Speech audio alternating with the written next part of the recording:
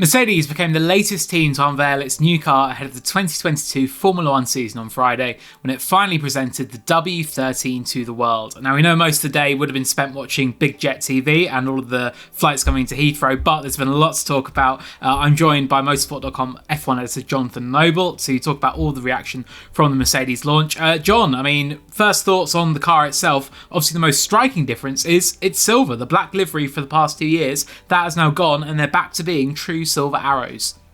Yeah, exactly. I mean, it'd been rumoured for a while. I think it first popped up middle of last year, really, that Mercedes felt it's done enough now with this kind of campaign and time to get back to kind of its original silver branding. And I must maybe slightly controversial say, doesn't particularly win me over immediately. I'm not sure whether we've been spoiled yesterday by the Ferrari looking so mega and mighty, like real old school Ferrari colours that stood out. So I need to look at the Mercedes a bit more in a few more different colours, but it hasn't completely won me over. Don't know if it's the silver's a bit too grey in the images we've seen, but let's see it on TV first. So I'm in a bit of a jury's out scenario at the moment on the actual livery, unfortunately. Interesting, because it's sort of quite a light silver, a bit like the early Mercedes from when they came back, sort of 2010, 2011, that kind of era, I guess. So it's definitely a big diversion from what we've seen in the past couple of seasons. Technically, I mean, when Ferrari unveiled their car yesterday, it was clearly very radical. I think everyone was really quite taken aback by some parts of it. With the Mercedes, I don't think quite the same kind of reaction, really. I mean, is there anything that's caught your eye, or sort of any of the technical aspects that are really standing out so far? Yeah, I think the innovation on this car is not as in your face as it was on the Ferrari. It's, those amazing side pods on the Ferrari. Obviously, they've done this split nose configuration as well. Whereas I think the Mercedes elements are a bit more subtle, and you don't notice them because they're not as obvious. I think the side pods are remarkably small. For example, we've seen a lot of variation between the side pods of teams. I struggle to think of two teams that have taken an identical approach to the side pods. It's been really fascinating seeing them all. They'll all start the season very different, and then I'm sure at some point they're all going to converge and realise that one of these routes is by far the best. Also, I think very interesting on the stage is the front wing. Very different concept to everybody else. It's much, it comes much more forward. The planes on the front wing, and they've also exacerbated that as well a little bit by the cheeky use of colours. So where the black is, it's kind of hard to pick the lines out. I know it's something they did kind of in the Brawn era as well, and use the colours to kind of disguise the shape of cars. Makes it a bit harder to spot where the design is. Whether that's deliberate or not, I don't know, but it kind of exacerbates it. And I think there's a lot of trickery well around the floor, the way they've got this kind of rippled floor effect. Obviously, I think the theory is maybe trying to use vortexes and airflow to seal the floor, because if you can seal that floor this year, you get the car as low to ground as possible, try and seal the edges of the floor, increase the ground effect, and that will therefore deliver more performance. So I think floor, I can sense it's going to be a season where a lot of the development push is going to be floor, side pod area, to try to kind of minimise drag and then trying to maximise that ground effect area. And I think it is going to be fascinating to see how the teams do converge, because as you said, no one's really gone for exactly the same side pod design so far. You asked Toto Wolff today, because with the cost cap as well, it's not like you can see what a rival's done and say, right, we've got to completely change what we do, because now the resources aren't there, and it's a much bigger challenge this year, isn't it? Yeah, absolutely. It's really, really fascinating, because all these teams have come up with their own ideas and own talk of innovation and radical ideas they've done, but they can't all be right. They can't all be radical ideas and all prove to be successful. So some of them have got it right and some of them have got it wrong. We won't know till the start of the season, really. But the real issue is if you have got it wrong, if you're a big team that's at the limit of the cost cap, whether it's Red Bull, Ferrari, Mercedes, if you've got it wrong and you need to, worst case scenario, come up with a B car, revamp your chassis or do something major, there's not the scope anymore. You can't just go to your board members and say, right, we need to do a B-spec car for the British Grand Prix to turn this season around, get some extra cash. That cash isn't there, you can't spend it. So it's going to be fascinating seeing what happens if one of the big 3 or 4 teams has messed up, needs to do something radical to get back in the game.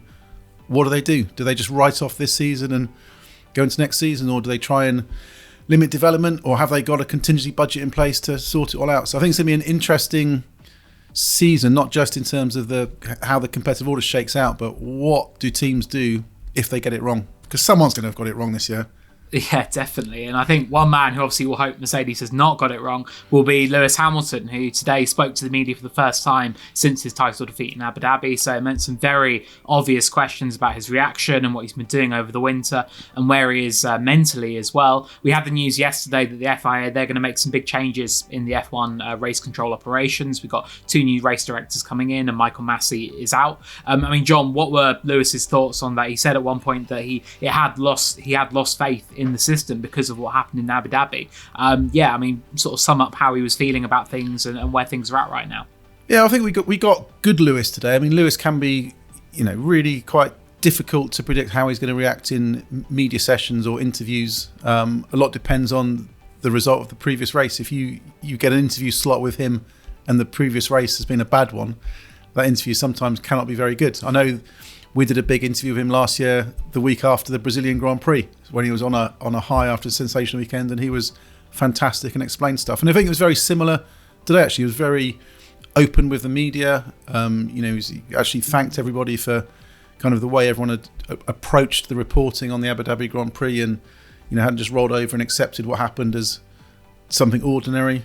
He was quite open. He said, he had to go away, had to switch off, not only from a tiredness point of view after the intensity of the season, but he admitted he lost faith in the system, that elements of trust that had been built up over the years with the FIA had been wiped away in the kind of flick of a finger. And I think he welcomes the changes. I think he sees what's happened as positive, that FIA is coming with this virtual race control. There's going to be new race directors, an openness to change the safety car rules. So all the elements that should be in place to stop things happening like that in the future. But equally, he says that's just the first step.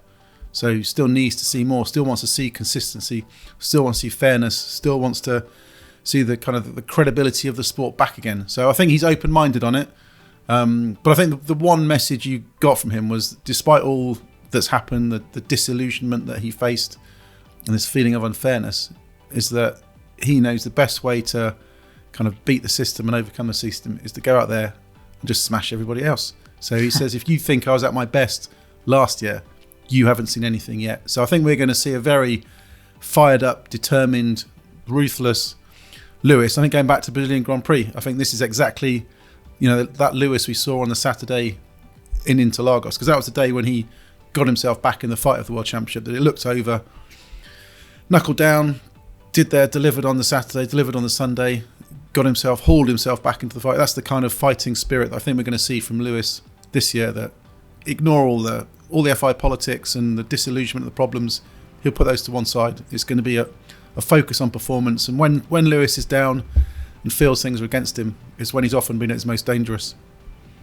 Yeah, it's very, very true. And yeah, as you said, when he said, you think I was good at the end of last year, you've not seen nothing, that really stood out. It was very punchy. I messaged you straight away being like, wow, that's really, really powerful from Lewis. So yeah, he was on very, very good form, and he said that he sort of did him good to go away and have that sort of mental switch off. And he said the seasons are so long now as well, you don't get much of a chance to really do that. So he definitely seemed on excellent form. And another driver obviously he was very excited about today was George Russell, who is now finally a Mercedes official driver in that race seat for this season, has replaced Valtteri Bottas, of course.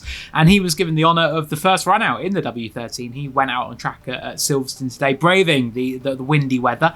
What were his thoughts on sort of his first reading on the Mercedes car? Obviously, it's all just been simulator work up to now, but to finally get on track, even just for a handful of laps, would have been very, very helpful.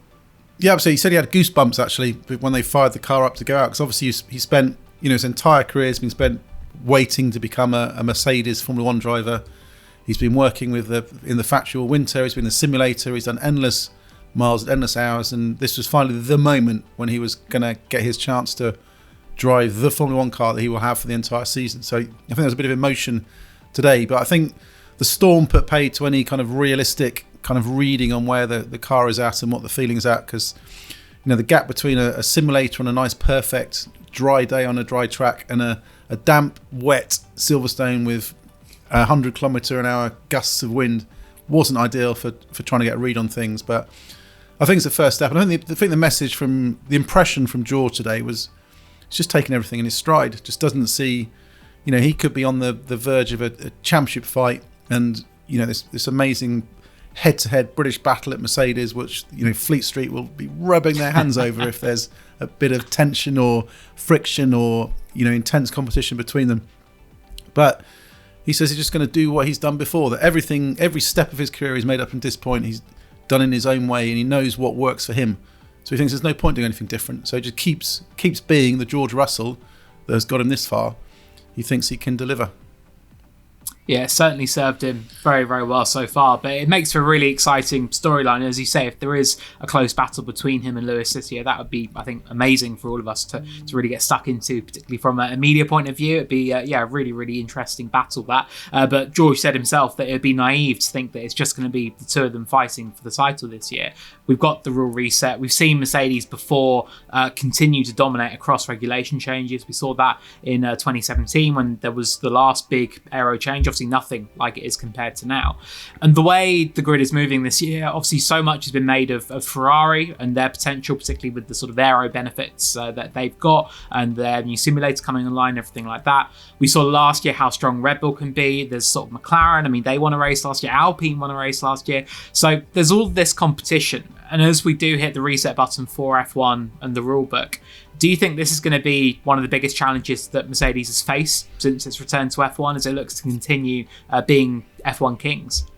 Yeah, I think every year's been a challenge for them. It looks easy. When you win 8 consecutive Constructors' Championships, the impression from the outside could be this is easy. It's the best team with the best resources, just doing the same old thing and never facing a challenge. But I think every year there's been different challenges and different steps on the way. And sure, there's been some seasons where they've had a dominant car and it's been a bit easier. But equally, you've been fighting against the might of, faced the best of Ferrari 2018, 2019. They faced the best of Red Bull as they came back at them in the recent 2 years.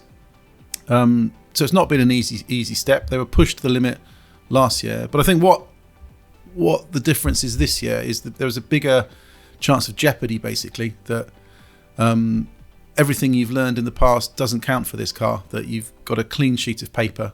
And all these different ideas that we've seen from the teams, inevitably there's going to be a right way and a wrong way. It's a bit like I was discussing with some friends last night in sim racing when we were battling around and you have these long races with strategies and which car to choose, which strategy is the best. You get to the end of the evening and you know exactly that this car was the best and this was the strategy was the best and this was the best approach.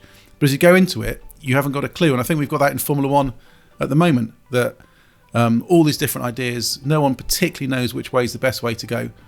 We'll get to the middle of the season and there'll be defined steps of, maybe the Mercedes approach of side pods was the best, but maybe the Red Bull approach or Ferrari approach of front wing was the best, and they'll all converge and come together. But right now, it's all very open. No one especially knows. No one knows if Alpine have done something amazing and produced a car that's half a second quicker, or if Ferrari are a second up the road, or if Mercedes have smashed it and we're going to dominate and finish 1-2 in the first 5 races of the season. We haven't got a clue what's going to happen. And I think that's the magic of Formula One at the moment, that it is so open. We don't especially know. We'll get a lot of answers, not necessarily next week in Barcelona. We'll know who's got it wrong in Barcelona. We don't know who's got it right. But I think at the start of the season, we'll start seeing a little bit of a pecking order. And then it'll be this magic development race where things are going to compress and teams are going to jump around. And it's going to stretch on all season.